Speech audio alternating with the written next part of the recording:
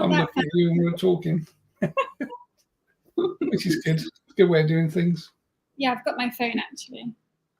Yeah, it's quite handy. Sometimes the comments come up before on Facebook before we actually see them on the sort of back end, so it's quite handy to have that as well.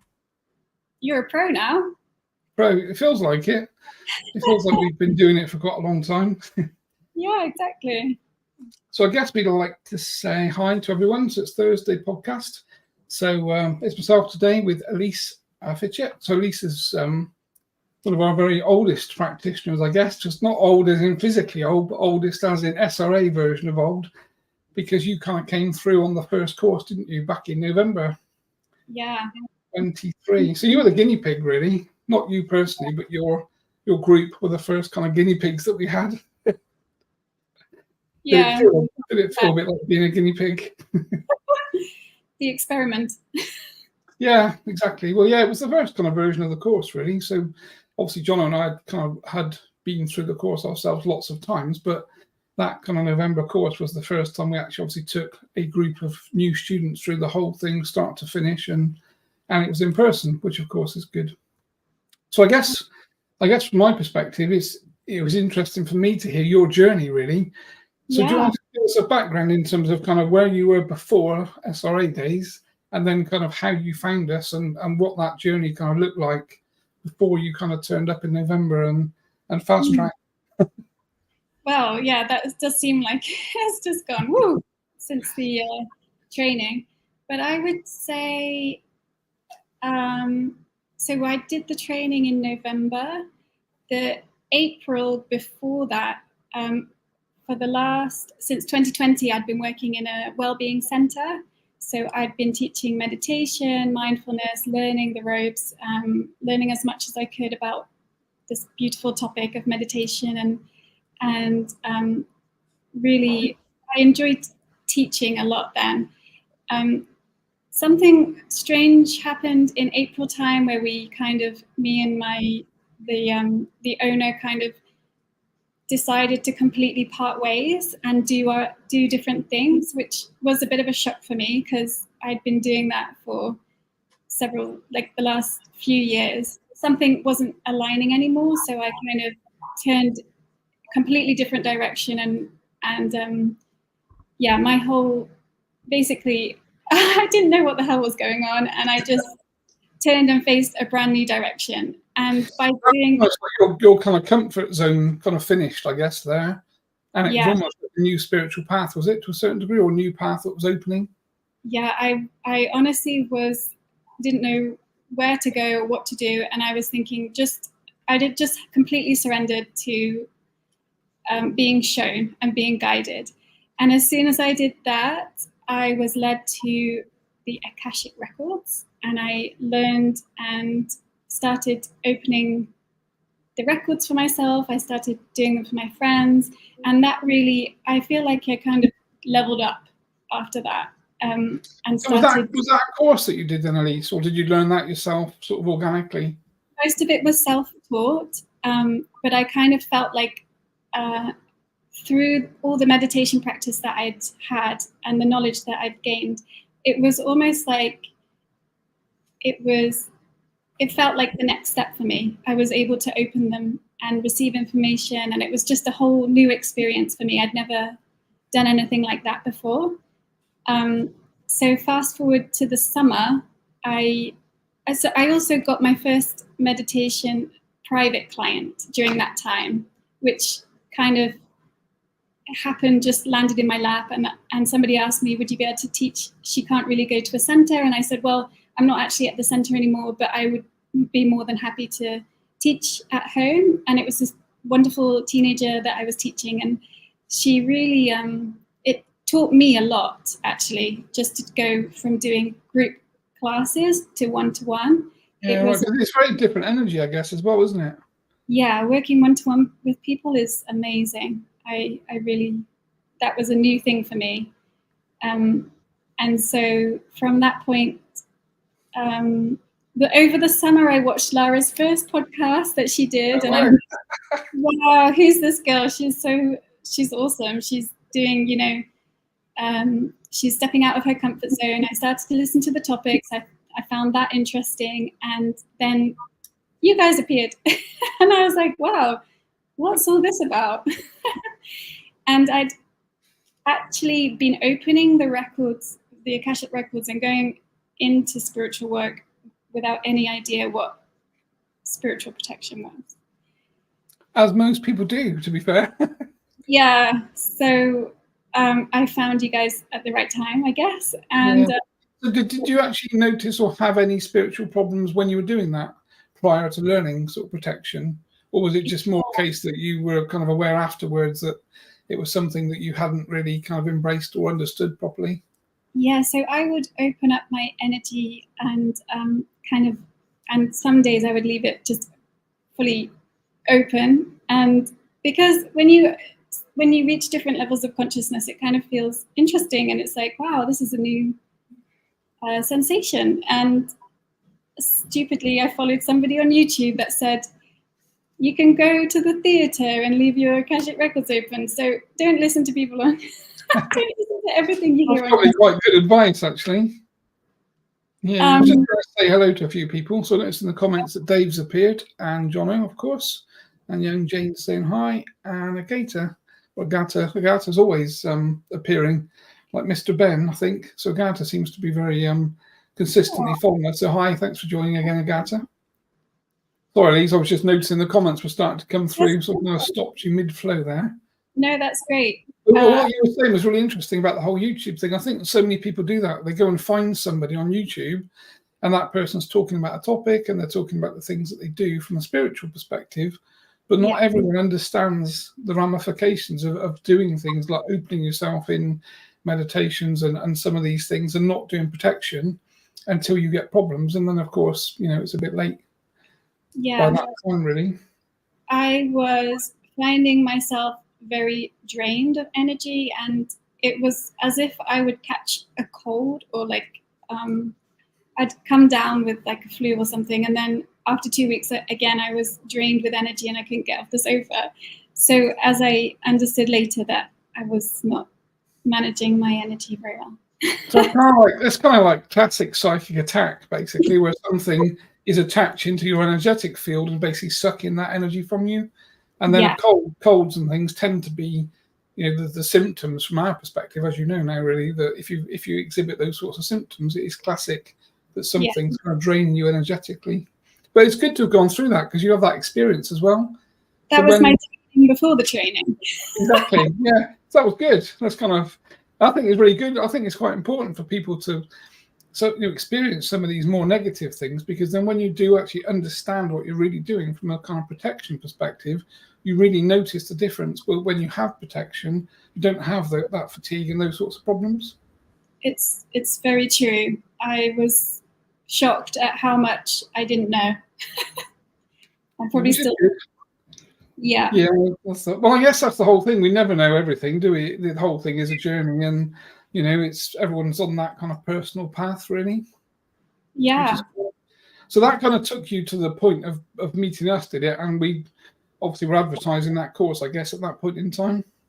Yes, exactly. And then I had the opportunity. In fact, I was deciding whether I should stay in Dubai, because now I didn't have a visa or anything like that. So I was debating whether to come home for good, or basically the course made my mind up that I would come home for a period of time. So I came back for 3 months in the end.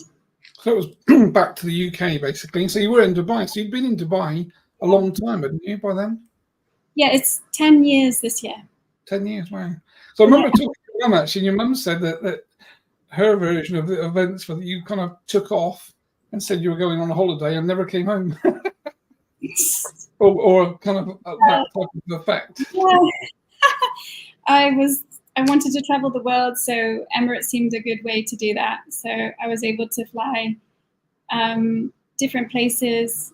I mean, the network for Emirates Airlines is both ways across the world, very, very fast, like so many different destinations. So that's what drew me here.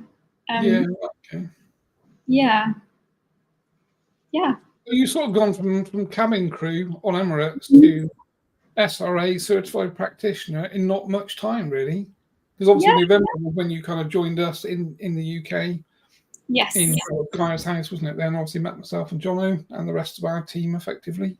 So what was your kind of, were you apprehensive? Because obviously there was lots. Laura had, obviously does Laura's thing, which is so good, and she's really good at podcasting and talking, as we all kind of know and love her to bits from that perspective. But this kind of whole kind of energy built up around SRT and how it works and what we do and how we engage with negative things and all that. So were you sort of anxious about that, or had you sort of embraced the concept that you were running to the front of the queue with the kind of big stick and Elise was in charge, basically?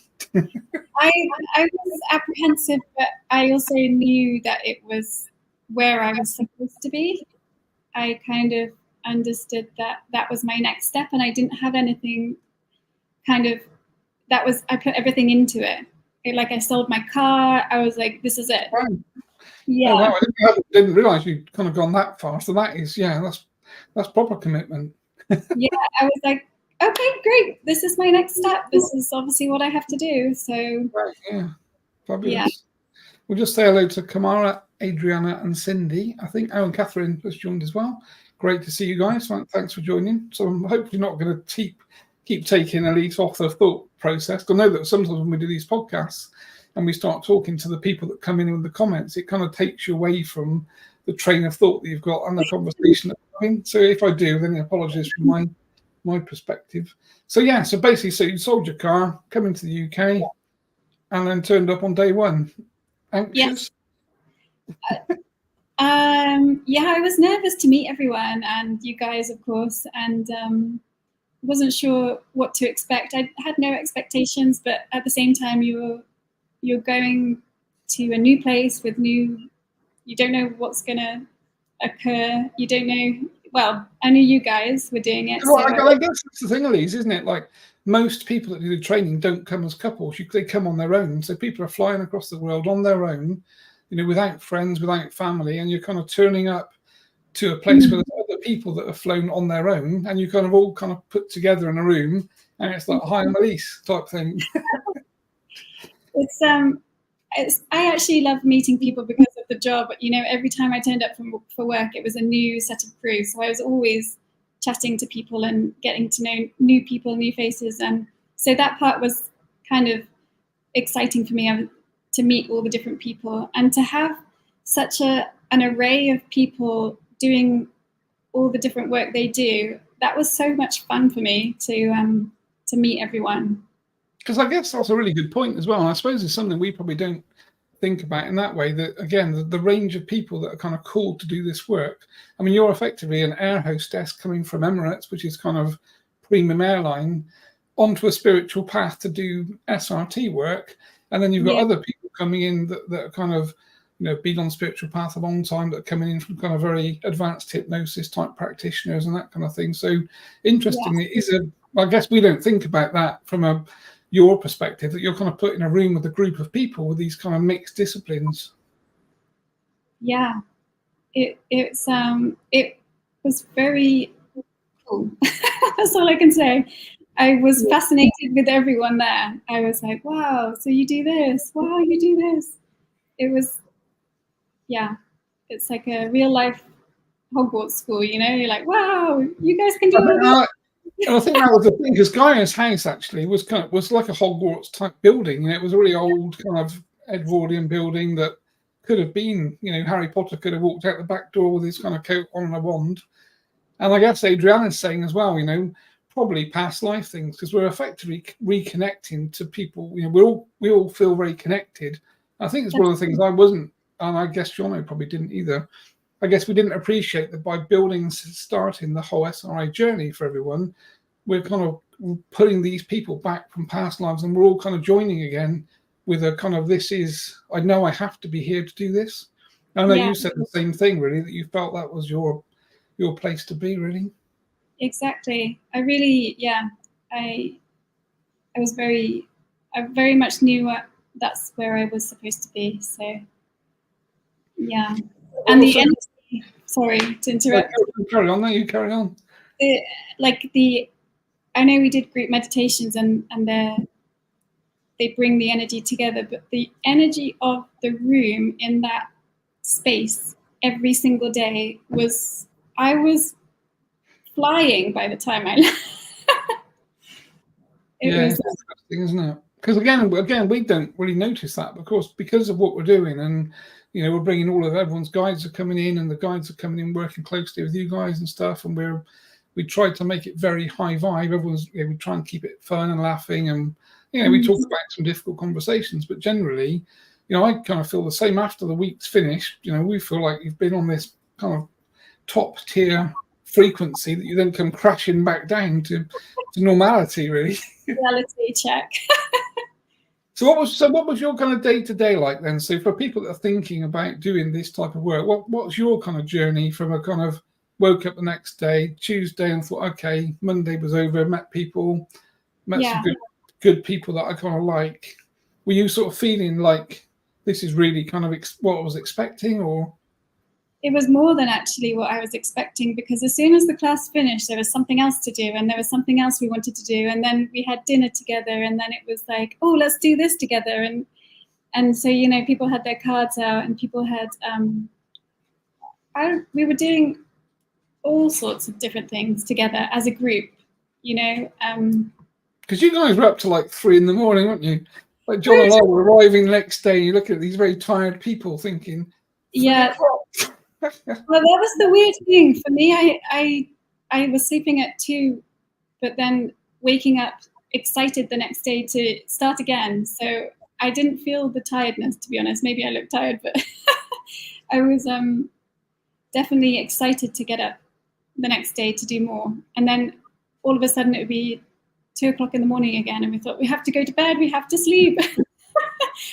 But everything was exciting. So yeah, and I guess that's the thing as well, isn't it? When you're with sort of your kin, people just like you on the same path with the same, you feel at home with these people. I know lots of people that we talk to from an SRA perspective and personal spiritual journey.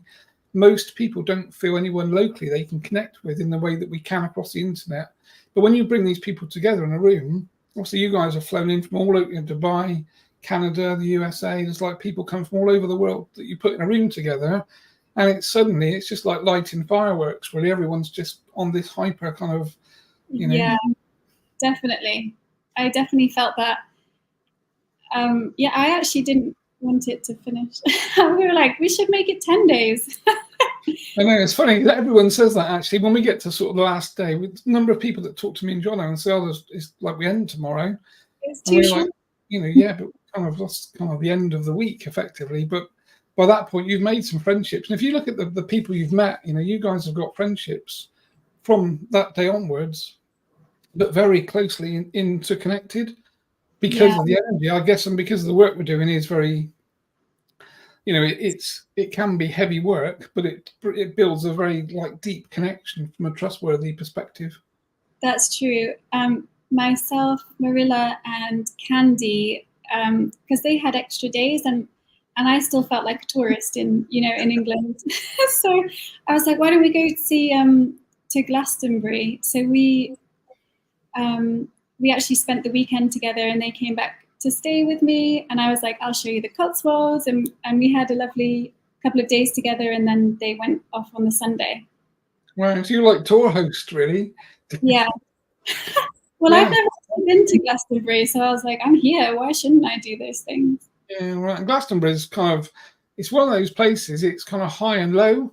There's a lot of high positive energy there. There's also quite a lot of dark stuff there as well, really. So different people feel different things in Glastonbury, really. Well, it felt like it was -3 degrees, so I definitely felt something there. I was so cold. That was right.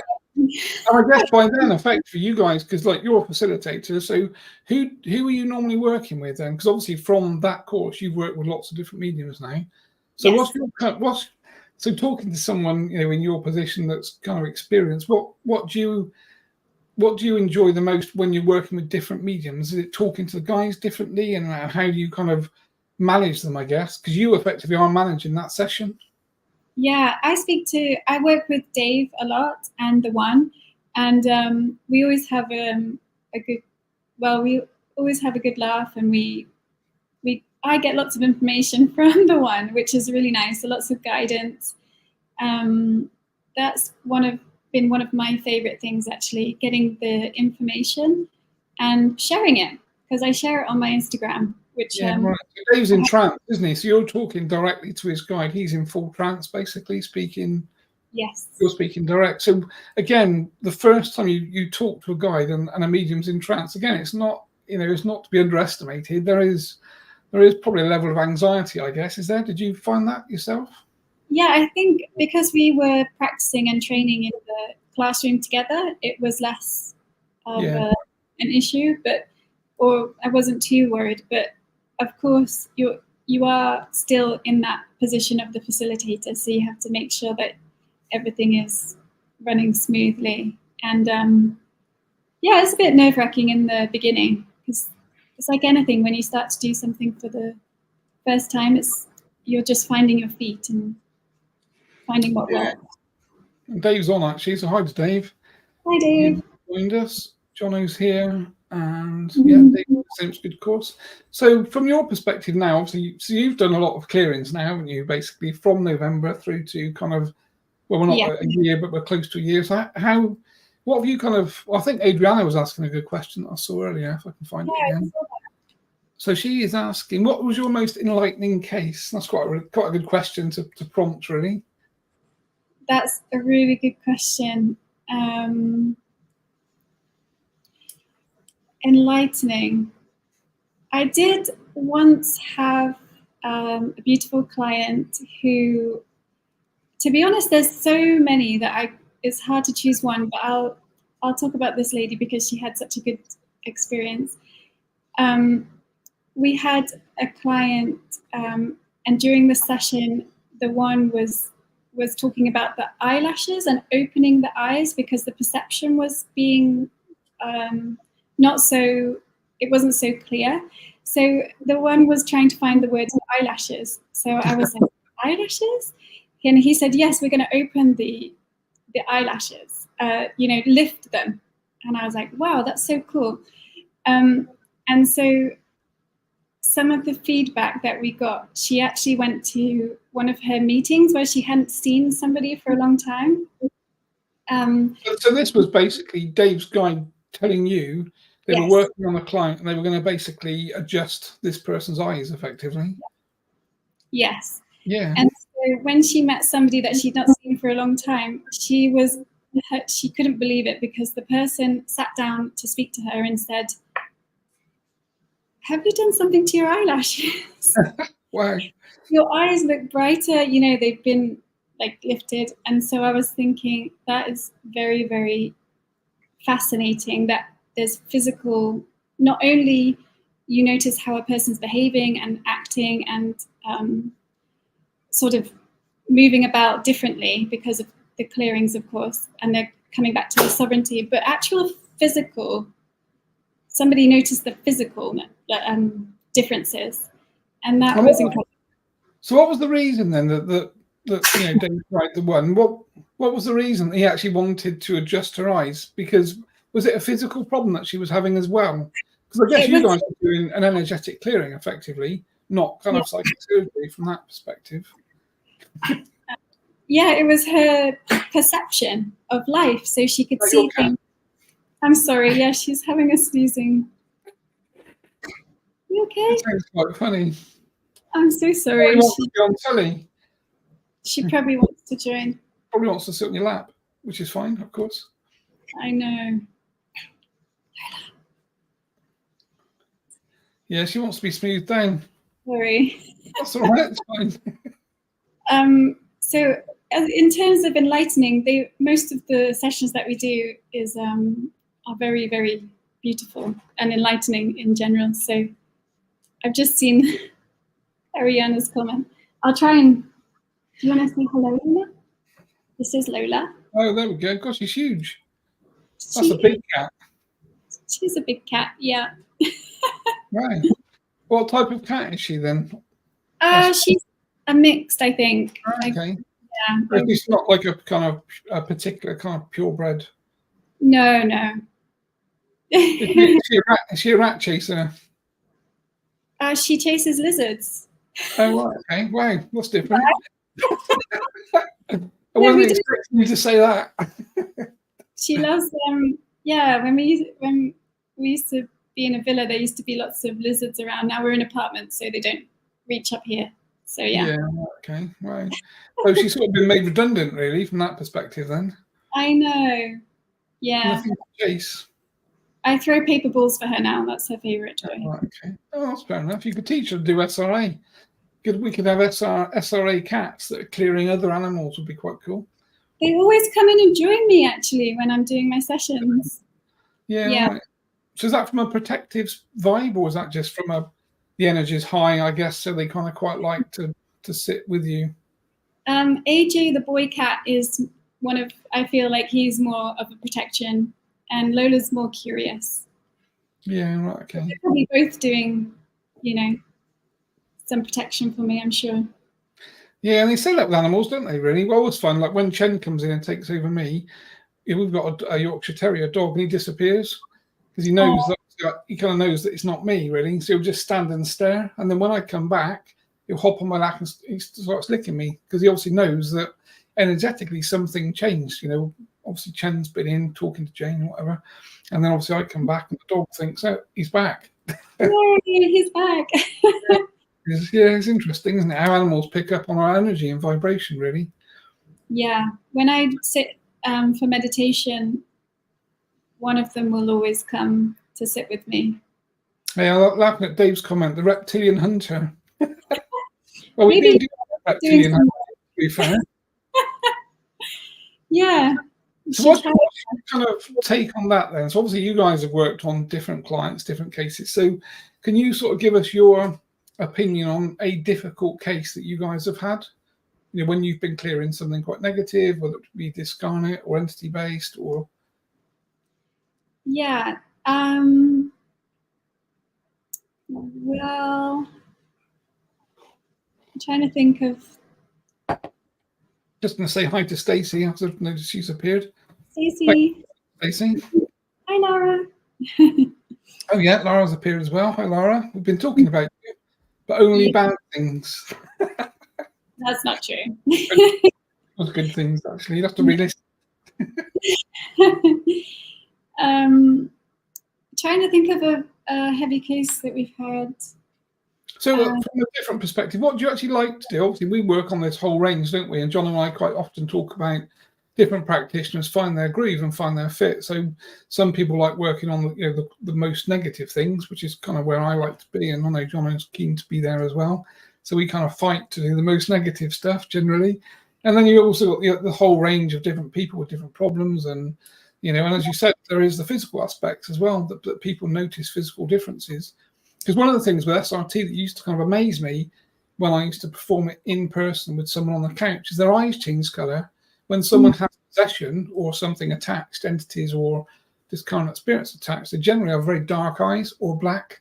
And when they're clear, they open their eyes off the couch, and I kind of come back and you see a completely different set of eyes looking at you in a different colour. And I used to find that really quite intriguing, really. Yeah, I can imagine. Yeah, I've definitely had an experience where Dave and I were working on it, or the one and I were working on a case, and I felt the physical symptoms. I started to feel like I was coughing a lot, and I was trying to stop myself from coughing, which what happens when you try to stop yourself from coughing, it gets worse. So and the one is very kind, and he says, if we need to stop, like, please have a drink of water or something. And I'm like, okay. So then he's very kindly taught me to withdraw my energy, because of course I shouldn't be attaching to anything, because so that's been a learning lesson for me, because I'm quite sensitive sometimes. So so I have to make sure that my boundaries are up and I'm well protected. So that's something because that's like the classic case, like mediums. Most mediums can identify with that when you're talking to a discarnate spirit, quite often, if you haven't got your protection in place, you'll start to experience the things they died with.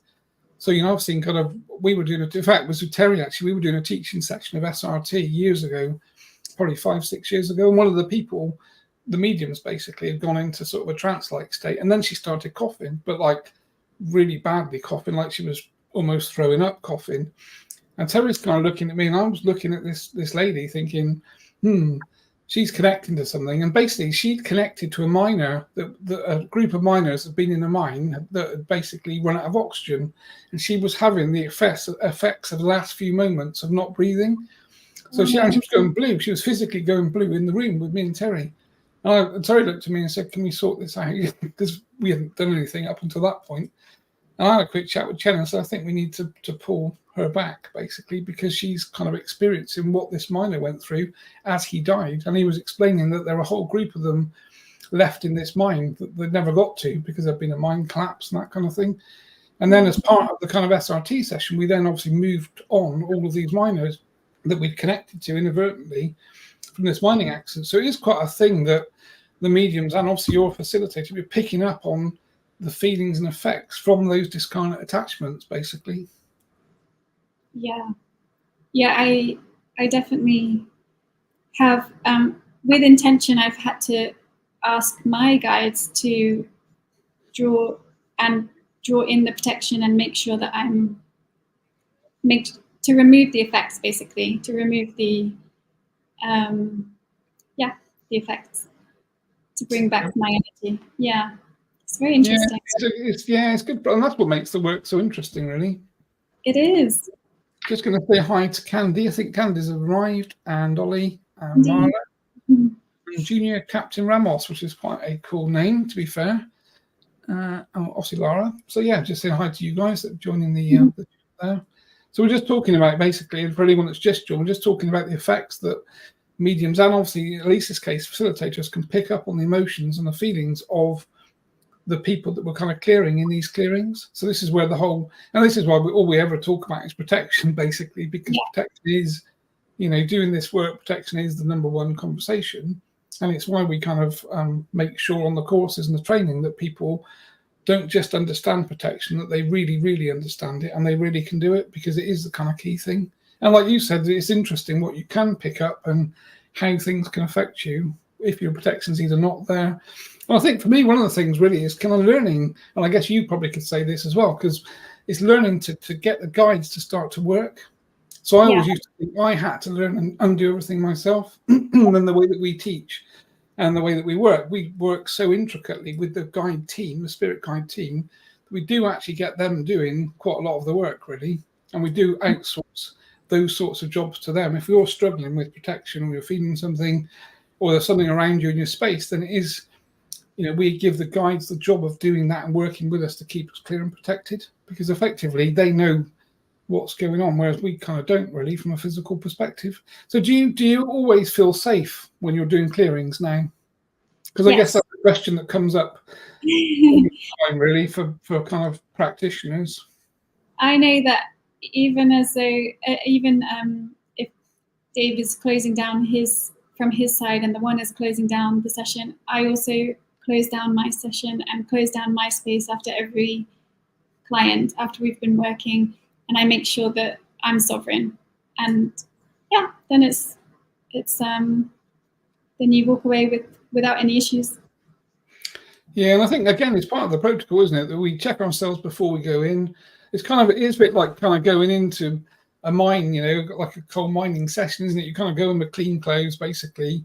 You get dirty, you come out, you take the clothes off, you have a wash and clean yourself, and you make sure that you haven't got coal left on you. So we kind of do the same. It's the medium's job and the facilitator's job to check each other and make sure both are sovereign when those sessions finish. So that was just answering the question I think that Ariana came up with, that do the symptoms go away as soon as you stop working on the client? So literally as soon as the client's been moved on and the guide stopped, those symptoms stop immediately. So you don't kind of have, I'm assuming you didn't have really those symptoms afterwards.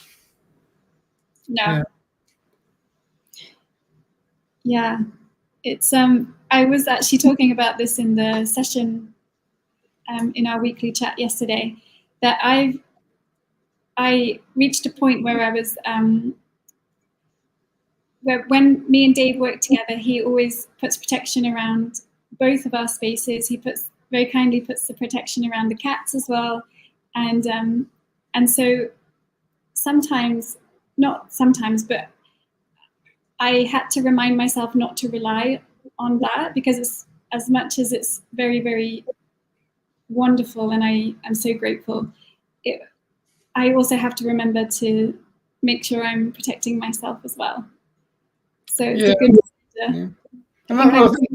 But that's the thing, isn't it? When you do something a lot, and you guys are doing lots of clearings, aren't you now? So when you start to do lots, you do become a little bit complacent, which is kind of normal, because in any job, when you're doing it continually, you're bound to get a little bit complacent. And certainly as a facilitator, your role is to manage and run the session, but the medium's job is to interact with spirit and the spiritual aspects. So it kind of is inevitable that you're going to think, well, they can kind of check me and they can make sure everything's okay, because that's their job effectively.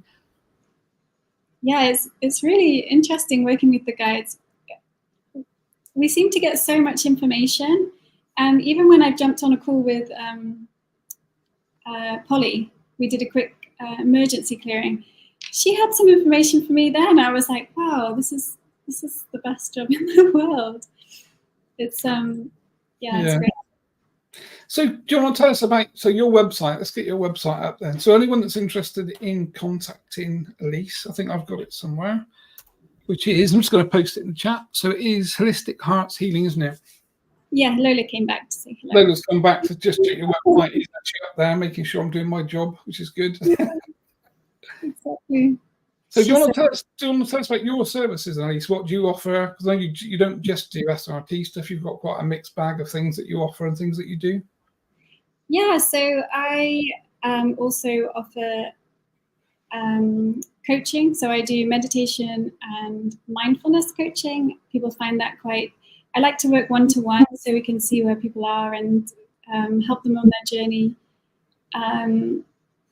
And yeah, I do run a mindfulness course, but I have that on my website. I do meditation group sessions. I haven't been doing them for a while, but I should be doing more of those. And we also have a day retreat. If anyone's in Dubai, more than welcome to come. We've got a date for 26th of October. I don't know if anybody's here in Dubai. But yeah, I love working one-to-one with people, and I have a 6 weeks course out. I don't think it's on my website yet, but it's working with people to really improve their,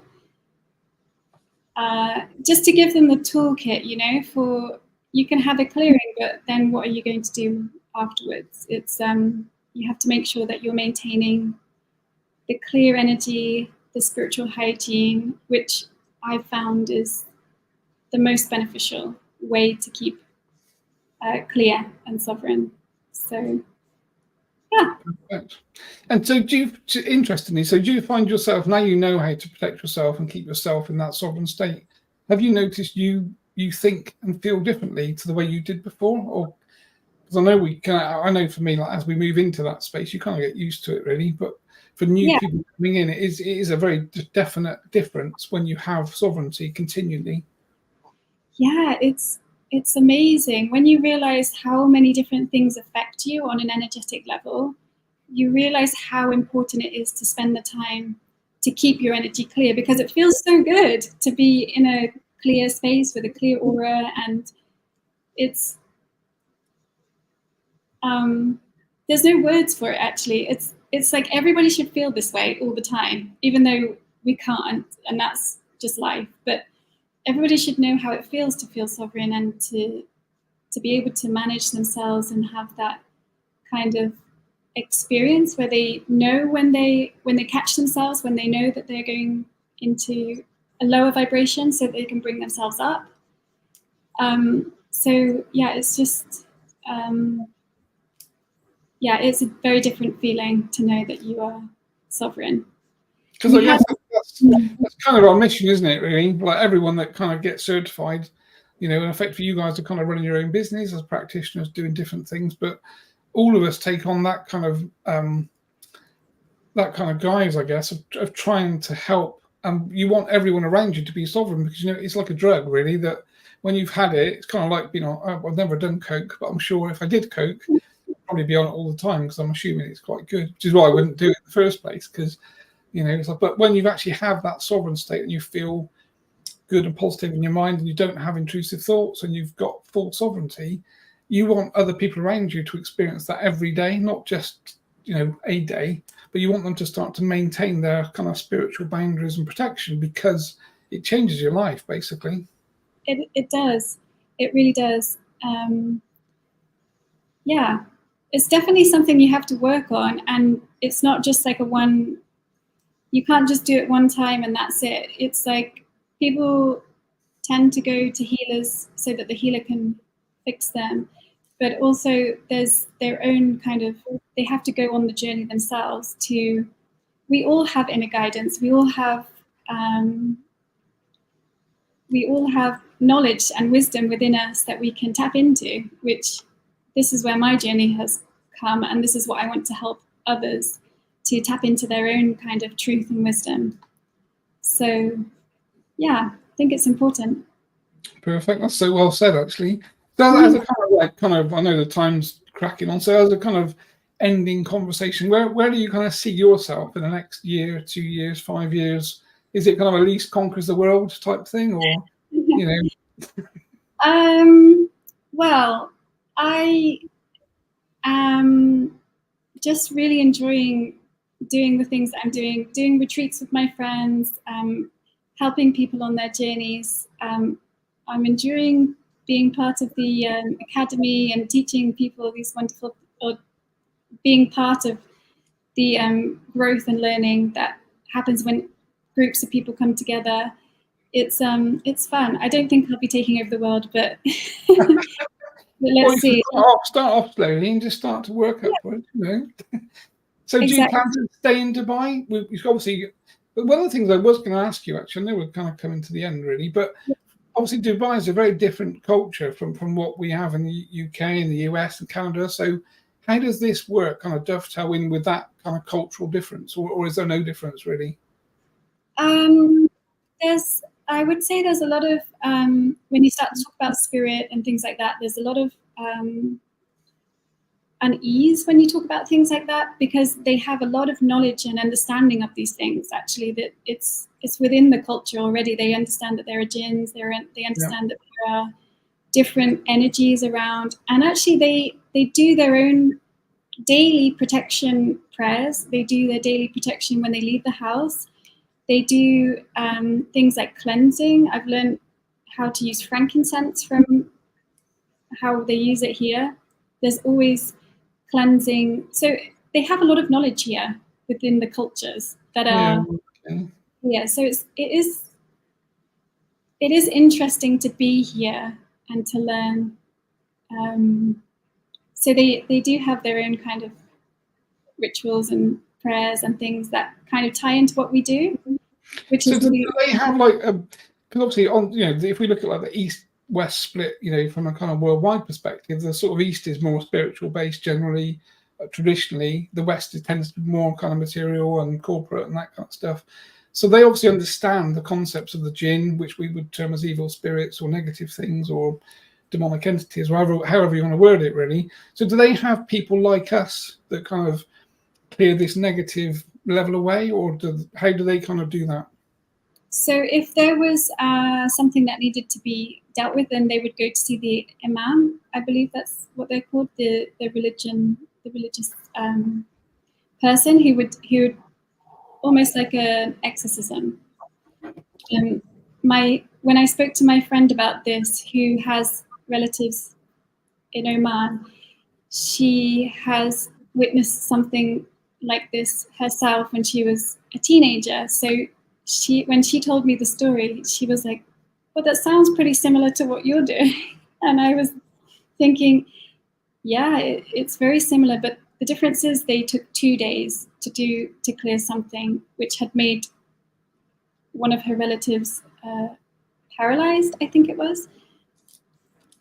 And so yeah, it took 2 days and a lot of frankincense. Frankincense, a lot of right. cool energy that the imam had to Because I guess that's the thing, isn't it? If you look at like Catholicism and those sorts of religions, it tends to be a person doing the work. So they, Catholicism, they're using right in the rituals to basically exorcise negative entities.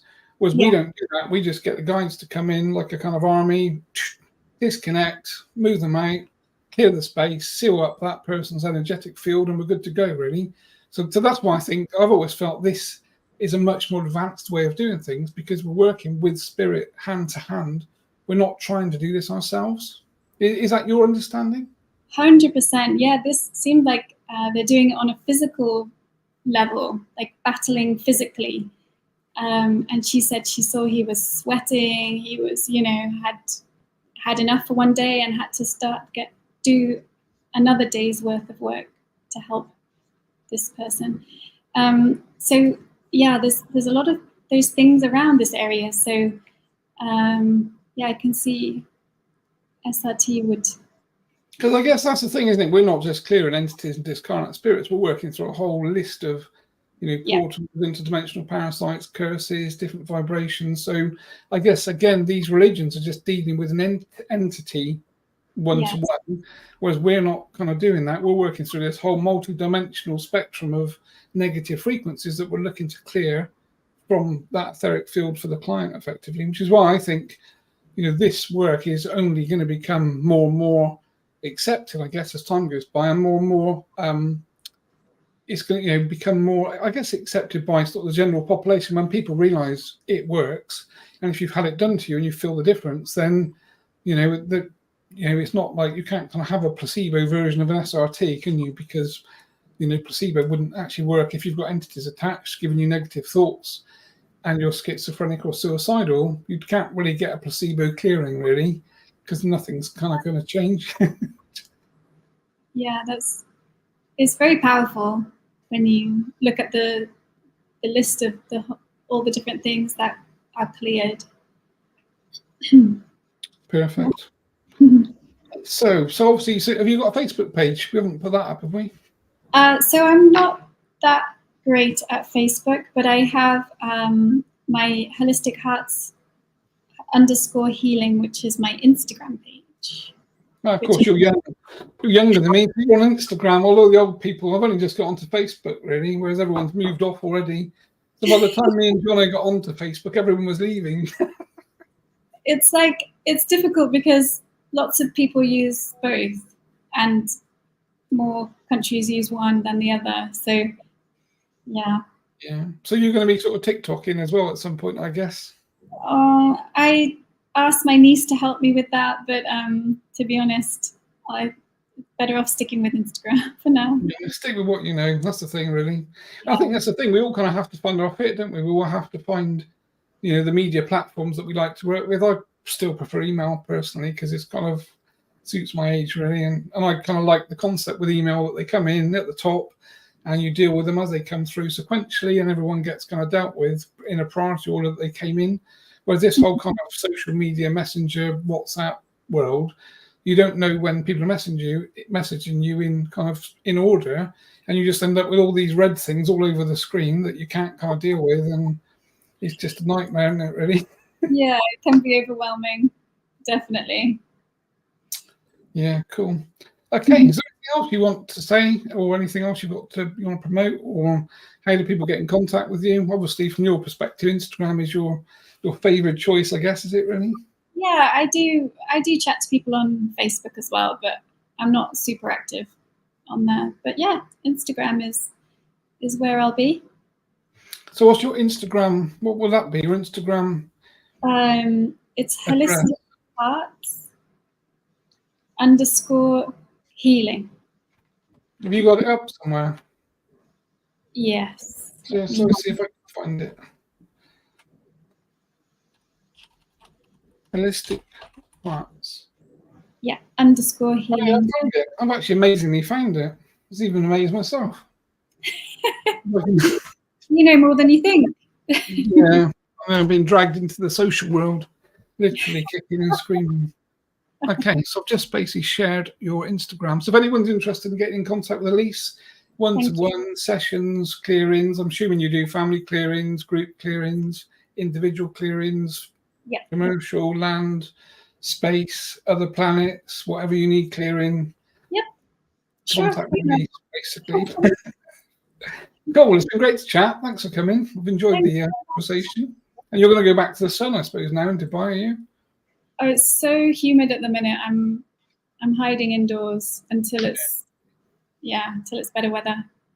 Yeah. So what's that this evening as it gets colder, or not colder, the sun goes down? I suppose you can then venture out. Maybe like at the end of October would be better. Oh, right. It's very humid for these. You're trapped inside for a few weeks. Yeah. Being in France was so nice to be outdoors in the nature and yeah. Yeah, it could be over here because we've had rain for days, so everyone's swimming. I've heard.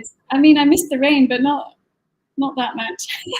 Rain, yeah, it was proper rain, really, which is Need a kayak. A bit like that. I think we're all kind of growing web feet now. If I look down, I can see bits of skin forming.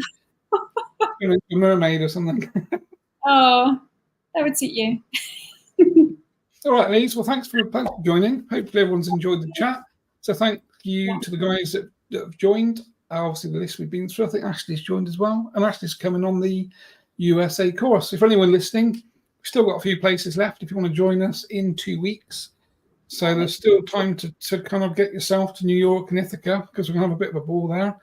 I think we're basically firming up all of our travel arrangements and that kind of stuff. So myself and John are looking forward to meeting the new group of people that will be in your situation coming in, so you kind of know what they're about to go through, and that journey is going to be kind of amazing, really. Yeah, buckle up. Cool. Then we'll be talking to them in 6 months like we're talking to you, which will be really good. Amazing. Cool. We'll say goodbye and we'll catch you soon. Take care, Elise.